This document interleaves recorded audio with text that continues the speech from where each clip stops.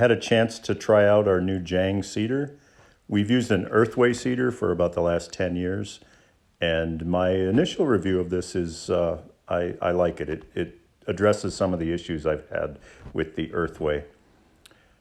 It's a little bit heavier, so I think it gives a more consistent seed depth.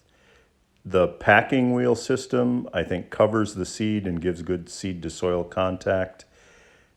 And the removable hopper makes changing from one type of seed to another a whole lot easier. On this day, I planted corn and sunflowers and beans and peas and a couple of other kinds of flowers, cosmos and calendula. One of the shortcomings is it doesn't come with a row marker, but I managed to fashion one out of a couple of pieces of wood and a bolt and a couple of pieces of 12-inch threaded rod. And it worked really well, actually. I may fancy it up and make it look a little more custom over the winter, but it worked really well as is.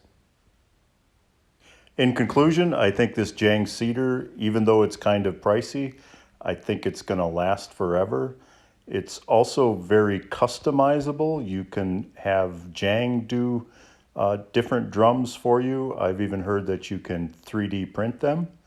So I think it's a good investment in the long run. Have a good day.